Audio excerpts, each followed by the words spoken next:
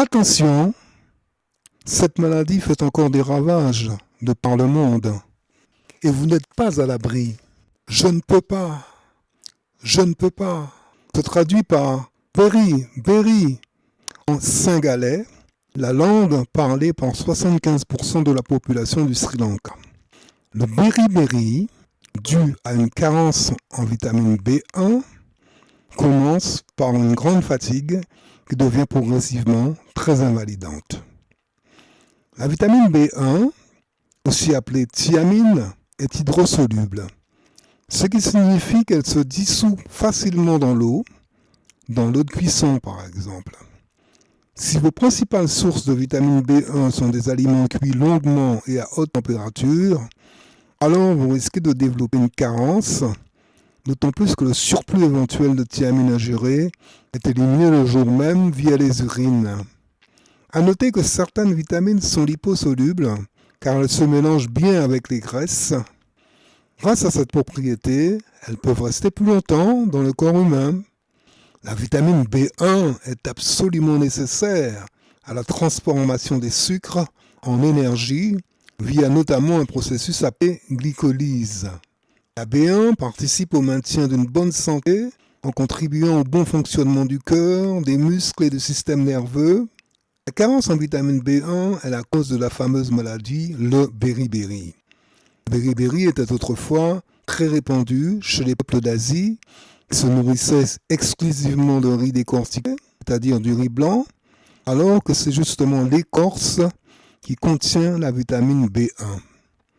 Le beri-beri se rencontre de nos jours plutôt chez les personnes malnutries, comme les alcooliques ou certaines personnes âgées. Le beri-beri se manifeste tout d'abord par une fatigue et un amaigrissement, suivi d'un engourdissement, d'une sensation de brûlure aux jambes et d'une atrophie. Dans les cas graves, le malade ne peut plus marcher, ni même se lever. Peuvent apparaître des œdèmes sur les jambes, le tronc et le visage.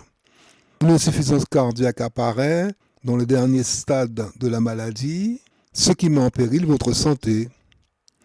La vitamine B1 se trouve dans le foie, les rognons, la viande de porc, de bœuf. La viande de porc est une des meilleures sources de B1. On y trouve entre 0,3 et 0,7 mg par 100 g selon la noblesse du morceau considéré. La vitamine B1 est aussi présente dans les légumineuses, la levure de bière, le son, les céréales complètes, le pain complet, le riz complet, les pommes de terre, l'ail, les œufs, le lait et le poisson. On en trouve aussi dans les petits pois, les salsifis et les choux de Bruxelles. Les fruits en général contiennent peu de thiamine, sauf les fruits secs comme les noisettes et les pistaches qui, eux, sont d'excellentes sources. Les besoins nutritionnels par jour pour les adultes et les adolescents pour rester en bonne santé se situent dans une fourchette de 1,2 à 1,5 mg par jour. Pour les enfants, les besoins sont un peu en dessous. Les besoins pour la femme qui attend un enfant ou qui allaite sont légèrement supérieurs à la moyenne. Outre les symptômes du beri-beri cités précédemment, la carence en vitamine B1 peut se manifester par des crises d'angoisse ou de la dépression. Voilà ce que je voulais vous dire au sujet de la thiamine. Je vous parlerai dans un autre article de son utilisation dans les cas d'accoutumance.